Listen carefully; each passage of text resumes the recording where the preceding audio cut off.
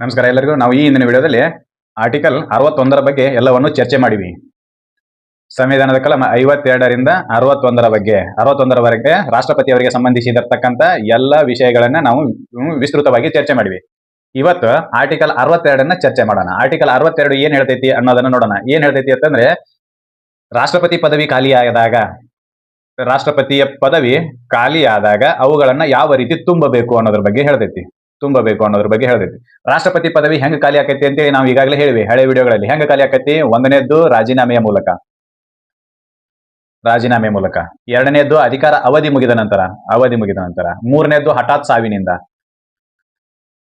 ಸಾವಿನಿಂದ, ನಾಲ್ಕನೇದ್ದು ಮಹಾಭಿಯೋಗ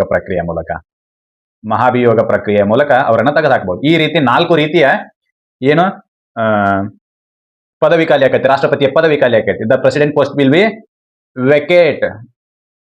ಯಾವ ರೀತಿ? ಈ 4 ವಿಧಾನಗಳ ಮೂಲಕ. For the four types of the vacancies will be appear in the post of the president. ಅದನ್ನ ಹೆಂಗ್ ತುಂಬಬೇಕು ಅನ್ನೋದನ್ನ ಆರ್ಟಿಕಲ್ 62 ಹೇಳ್ತೈತಿ. ಹೆಂಗ್ ತುಂಬಬೇಕು? ಖಾಲಿಯಾಗಿರ್ತಕ್ಕಂಥ ಜಾಗಗಳನ್ನ, ರಾಷ್ಟ್ರಪತಿ ಪದವಿ ಖಾಲಿ ಆದಾಗ ಯಾವ ರೀತಿ ಖಾಲಿಯಾಗಿರ್ತೈತಿ ಮತ್ತು ಅದಕ್ಕೆ ಯಾವ ರೀತಿ ಎಲೆಕ್ಷನ್ ಅನ್ನ ನಡೆಸಬೇಕು, ಅದನ್ನ ಹೆಂಗ್ ತುಂಬಬೇಕು ಅನ್ನೋದ್ರ ಬಗ್ಗೆ ಆರ್ಟಿಕಲ್ 62 ಸವಿಸ್ತಾರವಾಗಿ ಹೇಳ್ತೈತಿ. ಏನ ಅಂತೇಳಿ ನೋಡೋದಾದ್ರೆ, time of holding election to fill vacancies in the office of the president. ಫಸ್ಟ್ನೇದು ಏನು? ಪ್ರೆಸಿಡೆಂಟ್ ನ ಪದವಿ ಖಾಲಿ ಆದಾಗ ಯಾವ ಸಮಯಕ್ಕೆ ಎಲೆಕ್ಷನ್ ಅನ್ನ ನಡೆಸಬೇಕು. ಯಾವುದು? ರಾಷ್ಟ್ರಪತಿ ಪದವಿ ಖಾಲಿ ಆದಾಗ ಯಾವ ಸಮಯಕ್ಕೆ ಎಲೆಕ್ಷನ್ ಅನ್ನ ನಡೆಸಬೇಕು. ಆಮೇಲೆ the person of the office or person elected to fill casual vacancy. ಏನು? ಯಾವ್ದಾದ್ರು ದುರ್ಘಟನೆ ನಡೆದು ರಾಷ್ಟ್ರಪತಿ ಪದವಿ ಖಾಲಿ ಆದಾಗ ಆ ಪದವಿಯನ್ನ ಯಾವ ರೀತಿ ತುಂಬಬೇಕು, ಆ ಪದವಿಗೆ ಆಯ್ಕೆಯಾಗಿರ್ತಕ್ಕಂಥ ವ್ಯಕ್ತಿ ಅಧಿಕಾರಾವಧಿ ಎಷ್ಟಿರ್ತೈತಿ ಅನ್ನೋದ್ರ ಬಗ್ಗೆನೂ ಇದು ಹೇಳ್ತೈತಿ. ಯಾವುದು? ಆರ್ಟಿಕಲ್ 62. ಈ ಆರ್ಟಿಕಲ್ 62ರೊಳಗೆ 2 ಉಪವಿಧಿಗಳದಾವೆ. ಆರ್ಟಿಕಲ್ 62 ಸಬ್ ಕ್ಲಾಸ್ 1 ಮತ್ತು ಆರ್ಟಿಕಲ್ 62 ಸಬ್ ಕ್ಲಾಸ್ 2. ಈ 2 ರೀತಿ ಉಪಬಂಧಗಳನ್ನ ಸಂವಿಧಾನಕ್ಕೆ ಸೇರ್ಪಡಿಸುವ ಮೂಲಕ ಕೆಲವೊಂದಿಷ್ಟು ನಿಯಮಗಳನ್ನ ಹಾಕ್ಯಾರ. ಆ ನಿಯಮಗಳ ಪ್ರಕಾರ ಏನ್ ಮಾಡ್ತೈತಿ? ಸಂವಿಧಾನ ಹೇಳಿದಂತೆ ರಾಷ್ಟ್ರಪತಿ ಪದವಿಯನ್ನು ತುಂಬಲಾಗ್ತೈತಿ. ಅದೇನ್ ಹೇಳ್ತಾವ ಅನ್ನೋದನ್ನ ಈಗ ಚರ್ಚೆ ಮಾಡೋಣ.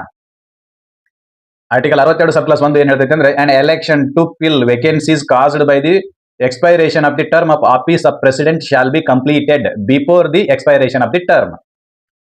ಏನು ಹಿಂಗಂದ್ರ ಅಂತಂದ್ರೆ, ನೀವು ಈಗ ನಮ್ದು ಯಾರ್ದು ದ್ರೌಪದಿ ಮೇಡಮ್ ಅವರು ಈಗ ಸದ್ಯಕ್ಕೆ ನಮ್ಮ ರಾಷ್ಟ್ರಪತಿ ಇದಾರೆ. ಇವರ ಅಧಿಕಾರಾವಧಿ ಯಾವಾಗಿಂದ ಸ್ಟಾರ್ಟ್ ಆಗೈತಿ ಅಂತಂದ್ರೆ 1/1/2026ರಿಂದ ಸ್ಟಾರ್ಟ್ ಆಗೈತಿ ಅಂತೇಳಿ ಅನ್ಕೊಳ್ಳೋಣ ಉದಾಹರಣೆಗಾಗಿ. ಇವರ ಅಧಿಕಾರಾವಧಿ ಯಾವಾಗ ಮುಗಿತೈತಿ ಅಂತಂದ್ರೆ 1/1/2031ಕ್ಕೆ ಮುಗಿತೈತಿ ಅಂತೇಳಿ ಫಿಕ್ಸ್. ಯಾಕಂದ್ರೆ ನಮ್ಮ ಭಾರತದ ರಾಷ್ಟ್ರಪತಿಯ ಅಧಿಕಾರ ಅವಧಿ 5 ವರ್ಷ. ಹೌದಾ? ಇಲ್ಲಿಗೆ 5 ವರ್ಷ ಅವ್ರದ್ದು ಕಂಪ್ಲೀಟ್ ಆಯ್ತು. ಈ 5 ವರ್ಷದ ಅವಧಿ ಮುಗಿಯುವುದಕ್ಕಿಂತ ಮುಂಚೆನೆ ಎಲೆಕ್ಷನ್ ಆಗಿರಬೇಕು ಅಂತ. ಏನು? ಎಲೆಕ್ಷನ್ ಆಗಿರಬೇಕು.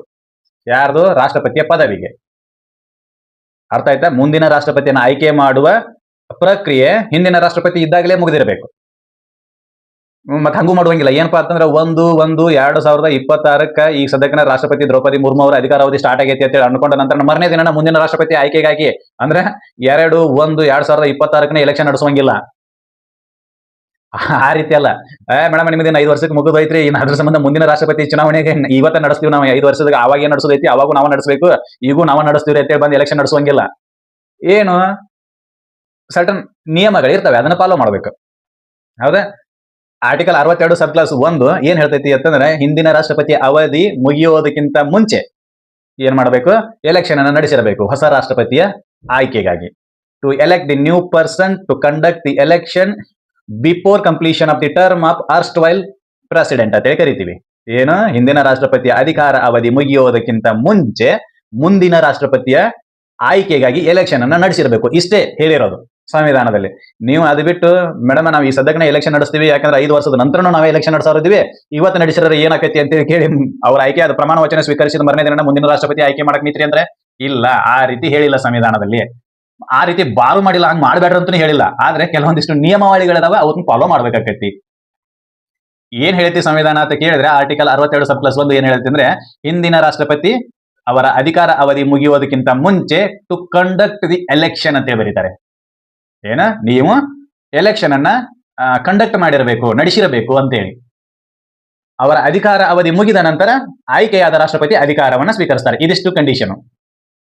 ಯಾವಾಗಿದು ಸಾಮಾನ್ಯವಾಗಿ ಅಧಿಕಾರ ಅವಧಿ ಮುಗಿದ ನಂತರ.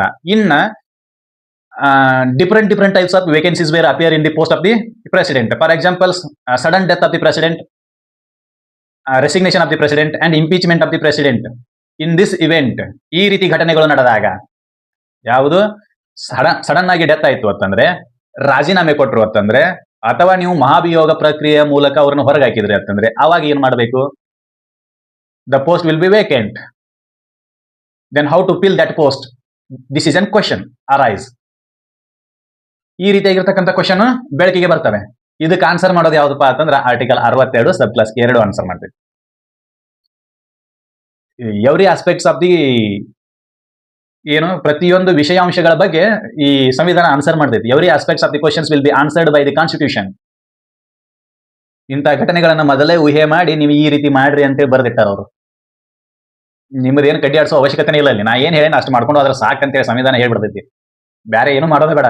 ಅಲ್ಲಿ ಇಲ್ಲಿ ಚಿಕ್ಕ ಪುಟ್ಟ ತಪ್ಪುಗಳಾಗಿರ್ತಾವೆ, ಅದನ್ನ ಸರಿಪಡಿಸ್ಬೇರಿ ಅಂತ ಅಷ್ಟೇ. ಅದು ಬಿಟ್ರೆ ಮತ್ತೇನು ಇಲ್ಲ. ನಿಮ್ಮದ ಸ್ವಂತ ಕಡ್ಡಿ ತಂದು ಕಡ್ಡಿ ಆಡಿಸೋದೇನು ಅವಶ್ಯಕತೆ ಇಲ್ಲ ಅಂತ ಇಲ್ಲಿ ಹೇಳ್ತೈತಿ. ಏನ್ ಮಾಡ್ಯಾರು? ಆರ್ಟಿಕಲ್ 62 ಸಬ್ ಕ್ಲಾಸ್ 1 ಟರ್ಮ್ ಏನು ಸಾಮಾನ್ಯವಾಗಿ ಅವಧಿ ಮುಗಿದ ನಂತರ, ಅವಧಿ ಮುಗಿಯುವುದಕ್ಕಿಂತ ಮುಂಚೆ ಎಲೆಕ್ಷನ್ ಅನ್ನ ಕಂಡಕ್ಟ್ ಮಾಡಬೇಕು ಅಂತೇಳಿ ಹೇಳ್ಯಾರ. ಇನ್ನು ಎರಡನೇದು ಏನ್ ಹೇಳ್ತೈತಿ ಅಂತೇಳಿ ನೋಡೋಣ. An election to fill a vacancies in the office of the president occurring by reason of his death. ರಾಷ್ಟ್ರಪತಿಯ ಹಠಾತ್ ನಿಧನದಿಂದ ತಲೆದೋಗಿರ್ತಕ್ಕಂಥ ಖಾಲಿ ಸ್ಥಳವನ್ನ ಹೆಂಗ ತುಂಬಬೇಕು? And election to fill a vacancies, ಯಾವ ರೀತಿ ಎಲೆಕ್ಷನ್ ಅನ್ನ ನಡೆಸಬೇಕು? ಯಾವಾಗ? ಹಠಾತ್ ಸಾವಿನಿಂದ ಉಂಟಾದ ವೇಕೆನ್ಸಿಯನ್ನ ತುಂಬಲು. ಇನ್ನೂ ಒಂದು ಬರೀತಾರೆ, ರೆಸಿಗ್ನೇಷನ್ ಅಂತಂದ್ರೆ ರಾಜೀನಾಮೆಯಿಂದ ಉಂಟಾಗಿರ್ತಕ್ಕಂಥ ಖಾಲಿ ಸ್ಥಳವನ್ನ ಹೆಂಗ ತುಂಬಬೇಕು? ಆರ್ ರಿಮೂವಲ್, ರಿಮೂವಲ್ ಅಂತಂದ್ರೆ ತೆಗೆದು ಹಾಕೋದು. ಸಂವಿಧಾನದೊಳಗೆ ರಾಷ್ಟ್ರಪತಿಯನ್ನು ತೆಗೆದು ಹಾಕೋದು ಯಾವಾಗ?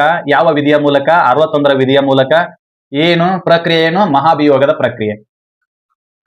ಸಂಸತ್ತು ಮಹಾಭಿಯೋಗ ಪ್ರಕ್ರಿಯೆಯ ಮೂಲಕ ಈಗಿರುವ ರಾಷ್ಟ್ರಪತಿಯನ್ನ ತೆಗೆದು ಹಾಕಿತು ಅಂತಂದ್ರೆ ಮುಂದಿನ ರಾಷ್ಟ್ರಪತಿಯ ಇಲೆಕ್ಷನ್ ಅನ್ನ ಹೆಂಗ ಮಾಡೋದು? ಯಾವ ರೀತಿ ಮಾಡಬೇಕು ಅನ್ನೋದನ್ನು ಕೂಡ ಬರೀತಾರೆ. ಆರ್ ಅದರ್ವೈಸ್, ಇನ್ನೂ ಬೇರೆ ರೀತಿಯಾಗಿ ರಾಷ್ಟ್ರಪತಿಯ ಪದವಿ ಖಾಲಿಯಾದಾಗ, ಒಂದು ಸಾವಿನಿಂದ, ಇನ್ನೊಂದು ರಾಜೀನಾಮೆಯಿಂದ, ಮತ್ತೊಂದು ಮಹಾಭಿಯೋಗ ಪ್ರಕ್ರಿಯೆಯಿಂದ, ಅಥವಾ ಇನ್ನಿತರ ಕಾರಣಗಳಿಂದ ರಾಷ್ಟ್ರಪತಿಯ ಪದವಿ ಖಾಲಿಯಾಗಿದ್ದಾಗ ನೀವು ಏನ್ ಮಾಡಬೇಕು? ಶಾಲ್ ಬಿ ಕಂಪಲ್ಸರಿ ಏನ್ ಮಾಡಬೇಕು? Held as soon as possible after. Election to be held as soon as possible after. ಏನು ಮರಣದ ನಂತರ ಎಷ್ಟು ಸಾಧ್ಯವೋ ಅಷ್ಟು ಬೇಗ, ರಾಜೀನಾಮೆಯ ನಂತರ ಎಷ್ಟು ಸಾಧ್ಯವೋ ಅಷ್ಟು ಬೇಗ, ಅಥವಾ ಮಹಾಭಿಯೋಗ ಪ್ರಕ್ರಿಯೆಯಿಂದ ರಾಷ್ಟ್ರಪತಿಯನ್ನ ಪದಚ್ಯುತಿ ಮಾಡಿದಾಗ ಎಷ್ಟು ಸಾಧ್ಯವೋ ಅಷ್ಟು ಬೇಗ ಏನ್ ಮಾಡಬೇಕು? ಎಲೆಕ್ಷನ್ ಅನ್ನ ಕಂಡಕ್ಟ್ ಮಾಡಬೇಕು. In no case later than 6 months. ಇಂತಹ ಯಾವುದೇ ಪರಿಸ್ಥಿತಿಗಳಲ್ಲಿ 6 ತಿಂಗಳನ್ನ ದಾಟದ ಹಾಗೆ, 6 ತಿಂಗಳ ಅವಧಿಯನ್ನ ದಾಟದ ಹಾಗೆ ಎಲೆಕ್ಷನ್ ಅನ್ನ ಕಂಡಕ್ಟ್ ಮಾಡಬೇಕು.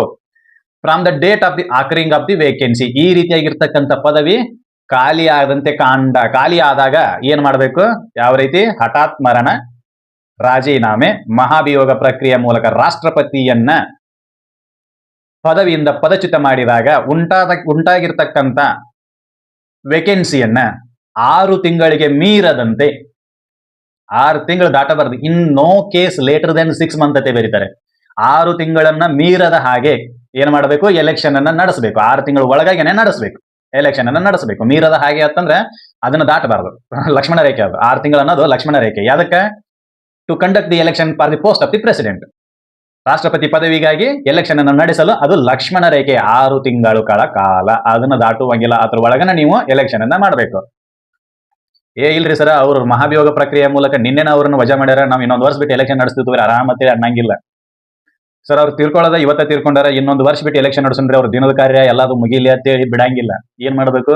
You should be fill that post before 6 months, before expiration of that 6 months to conduct the election for the post of the president ಅಂತ. ಆಮೇಲೆ ಬರೀತಾರೆ, ಹಿಂಗ್ ಎಲೆಕ್ಷನ್ ದಿಂದ ಆಯ್ಕೆಯಾಗಿರ್ತಕ್ಕಂಥ ವ್ಯಕ್ತಿಯ ಅಧಿಕಾರ ಅವಧಿ ಎಷ್ಟು ವರ್ಷ ಅಂತ ಕೇಳ್ರ, the person elected to fill that vacancy shall be subject to the provision of the article 56. ಸಂವಿಧಾನದ ಕಲಂ 56ಕ್ಕೆ ಒಳಪಟ್ಟು ಅವನ ಅಧಿಕಾರ ಅವಧಿ ಇರ್ತೈತಿ. ಸಂವಿಧಾನದ ಕಲಂ 56 ಏನ್ ಹೇಳ್ತೈತಿ ಅಂದ್ರೆ, be entitled to hold office for the full term of 5 years from the date on which he enters upon his office. ಕಚೇರಿಗೆ ಪದಾರ್ಪಣೆ ಮಾಡಿದ ದಿನದಿಂದ 5 ವರ್ಷಗಳ ಅವಧಿಯವರೆಗೂ ಅವನ ಕಾರ್ಯಾಚರಣೆ ಇರ್ತೈತಿ. ಇಲ್ರಿ ಸರ, ಹಿಂದಿನವ್ರು ಈಗಾಗಲೇ 3 ವರ್ಷ ಅಧಿಕಾರ ಅವಧಿ ಮಾಡ್ಯಾರ, ನಿಮ್ಮನ್ನು ಉಳ್ಕಾದ 2 ವರ್ಷಕ್ಕೆ ಮಾತ್ರ ನಾವು ಆಯ್ಕೆ ಮಾಡೀವಿ ಅಂತ ಹೇಳಂಗಿಲ್ಲ. ಯಾವುದೇ ಕಾರಣಗಳಿಂದ ಉಂಟಾಗಿರ್ತಕ್ಕಂಥ ವೇಕೆನ್ಸಿಯನ್ನ ಫಿಲ್ ಮಾಡಿದಾಗ ಹೊಸದಾಗಿ ಬಂದಿರತಕ್ಕಂಥ ರಾಷ್ಟ್ರಪತಿಯ ಅಧಿಕಾರ ಅವಧಿ ಹೊಸದಾಗಿನೇ ಸ್ಟಾರ್ಟ್ ಆಗ್ತೈತಿ. ಅವ ಆಫೀಸಿಗೆ ಪ್ರಮಾಣ ವಚನವನ್ನು ಸ್ವೀಕರಿಸಿ ಆಫೀಸಿಗೆ ಬಂದು ಸೈನ್ ಮಾಡಿದ ದಿನದಿಂದ 5 ವರ್ಷದ ಅವಧಿಯವರೆಗೂ ಅವರೇ ರಾಷ್ಟ್ರಪತಿಯಾಗಿ ಮುಂದುವರಿತಾರೆ. ಇನ್ನು 6 ತಿಂಗಳು ಒಳಗಾಗಿನೇ ಎಲೆಕ್ಷನ್ ನಡೆಸ್ರಿ ಅಂತ ಹೇಳ್ಯಾರ. ಯಾವಾಗ? ಹಠಾತ್ ಮರಣ, ಮಹಾಭಿಯೋಗ ಮತ್ತು ರಾಜೀನಾಮೆ ಅಥವಾ ಇನ್ನಿತರ ಕಾರಣಗಳಿಂದ ಉಂಟಾಗಿರ್ತಕ್ಕಂಥ ವೇಕೆನ್ಸಿಯನ್ನ ತುಂಬಲು 6 ತಿಂಗಳ ಕಾಲ ಸಮಯ ಅವಧಿ ಇದೆ. ಈ 6 ತಿಂಗಳ ನಡಬರ್ಕ ಗ್ಯಾಪ್ ಬೀಳ್ತೈತಲ್ಲ. ಆರ್ಟಿಕಲ್ 52 ಹೇಳ್ತೈತಿ, ಭಾರತಕ್ಕೆ ಒಬ್ಬರು ರಾಷ್ಟ್ರಪತಿ ಇರಲೇಬೇಕು, compulsory. There shall be a president for India ಅಂತ ಬರಿತೀವಿ. Shall be means compulsory. ಆ ಸೀಟಿನೊಳಗೆ ಒಬ್ರು ಕೂತಿರ್ಲೇಬೇಕು, 24x7 ಕೂತಿರ್ಲೇಬೇಕು ಅಂತಂದ್ರೆ ಸರ್ ಅವ್ರು ಯಾವಾಗಲೂ ಹಂಗ ಕುಂಡಿರ್ಬೇಕನ್ನ, ನಿದ್ದೆದು ಮಾಡಂಗಿಲ್ಲ ಅಂತ ಹಿಂಗ್ ಕೇಳಬೇಡ್ರಿ. ಆ ಪದವಿಗೆ ಒಂದು ಹೆಸರು ಇರಲೇಬೇಕು, ಇಂಥವ್ರು ರಾಷ್ಟ್ರಪತಿ ಅದಾರ ಅಂತೇಳಿ ಇರಲೇಬೇಕು ಅಂದಂಗ ಅದು. ಹೌದಾ? ಹಂಗ ರಾಷ್ಟ್ರಪತಿ ಇರಲೇಬೇಕು ಅಂದಾಗ ಇಲ್ಲಿ 6 ತಿಂಗಳು ಹಠಾತ್ ಸಾವು, ರಾಜೀನಾಮೆ ಮತ್ತು ಮಹಾಭಿಯೋಗ ಪ್ರಕ್ರಿಯೆಯ ಮೂಲಕ 6 ತಿಂಗಳು ಕಾಲ ವೇಕೆನ್ಸಿ ಬೀಳ್ತೈತಲ್ಲ. 6 ತಿಂಗಳು ಒಳಗಾಗಿ ಎಲೆಕ್ಷನ್ ನಡೆಸತ್ ಹೇಳ್ಯಾರ.